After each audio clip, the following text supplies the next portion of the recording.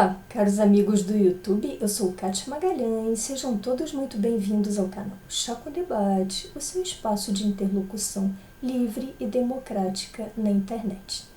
Hoje partiremos de uma notícia que acabo de ler no site O Antagonista, segundo o qual o senhor Augusto Aras, nosso PGR, estaria prestes a cortar as asas da Operação Lava Jato, assim como de quaisquer outras operações anticorrupção no país.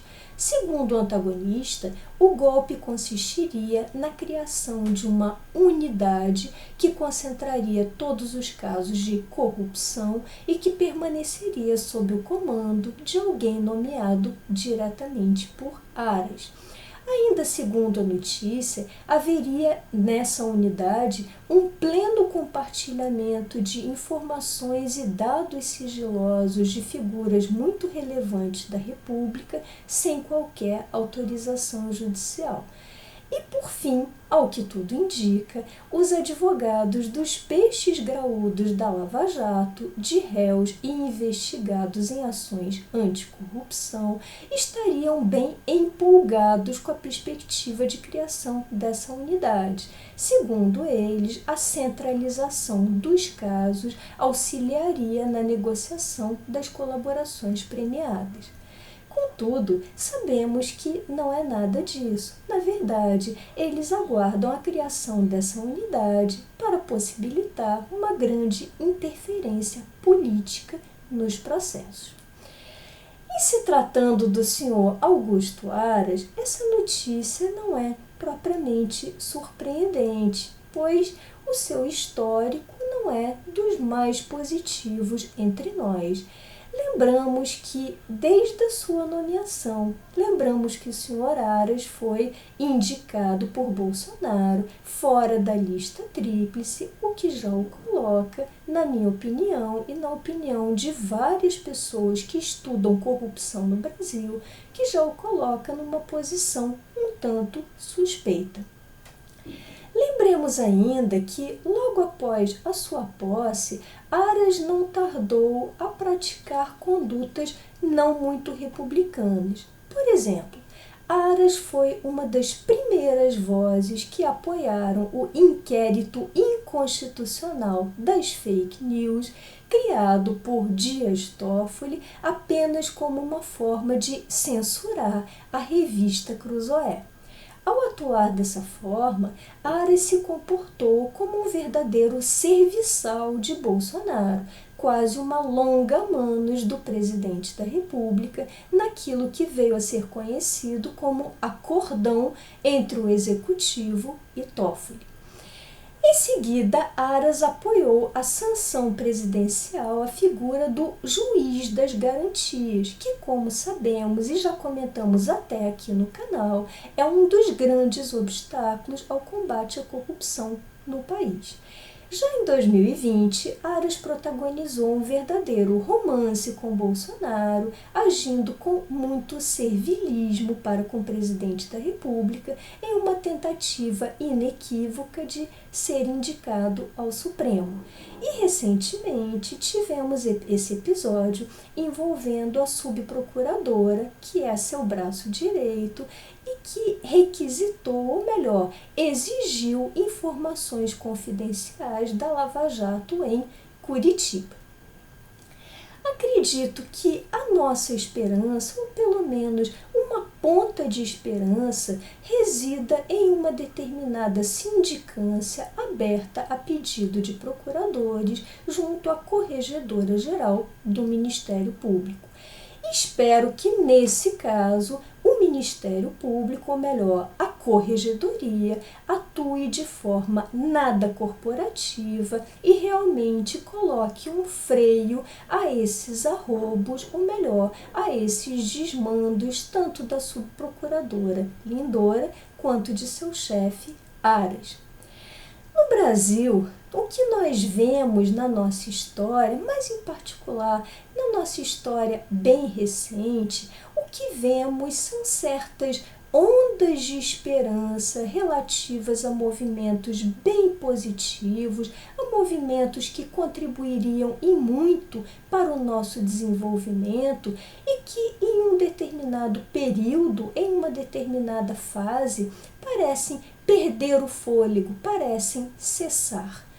Por exemplo, lá nos anos 90, lá pela metade dos anos 90, vimos uma grande esperança na economia. De fato, a partir do Plano Real, conseguimos um controle bem efetivo da inflação, conseguimos debelar aquela inflação de quase 3 dígitos e conseguimos ter uma moeda estável. Pela primeira vez em tantos anos, tivemos um real valorizado.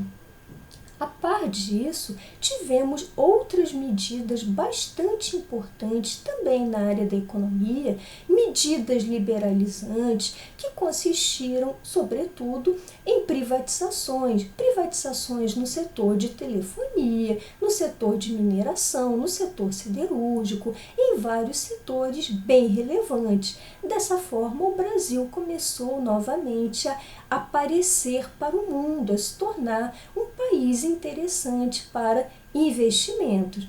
No entanto, com o advento da era lulopetista, essas medidas privatistas liberais perderam completamente o fôlego e vimos o país retornar à gastança e, em seguida, a uma crise econômica sem precedentes que perdura e, aliás, se agrava ainda hoje. Da mesma forma, no plano judicial, tivemos a Lava Jato como um verdadeiro marco, como uma verdadeira prova de que no Brasil nós poderíamos sim combater a corrupção, poderíamos prender criminosos do colarinho branco, não deixaríamos mais nas nossas cadeias apenas pessoas bastante vulneráveis, bastante pobres. Não, pela primeira vez na nossa história, tivemos empresários muito afortunados, políticos de primeira grandeza, processados mediante o devido processo legal, direito à ampla defesa, direito a recursos, investigados e presos conforme a sua responsabilidade criminal por aqueles fatos. Essa foi uma esperança de que o Brasil poderia realmente ser eficiente no combate à corrupção. E foi muito graças a essa pauta anticorrupção que Bolsonaro foi eleito. Na época, ele aparecia em sua época de campanha, em que ele praticou, reitero eu, um verdadeiro estelionato eleitoral. Ele se apresentava aos olhos de uma nação como um oponente àquela gangue petista, aquelas pessoas todas incriminadas na Lava Jato, e se mostrava quase como que um arauto do que ele chamava de nova política, de novos ares na política, pessoas que não seriam investigadas, que não seriam envolvidas em assuntos criminais.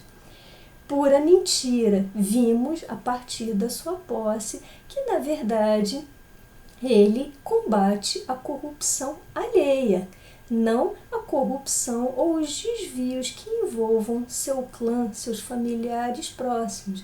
Aí ele está disposto a fazer grandes acordos, como o que fez com o Toffoli no ano passado, e inclusive como tentou impor a Moro mediante uma interferência indevida na Polícia Federal.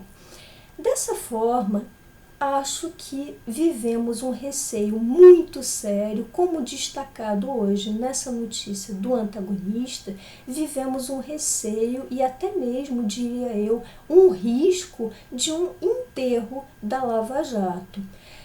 Espero que não tenhamos que olhar para a Lava Jato e para outras operações anticorrupção apenas como sonhos fugazes. Espero que o país tenha fôlego, espero que as nossas instituições tenham músculos suficientes para manter essa chama do combate à corrupção.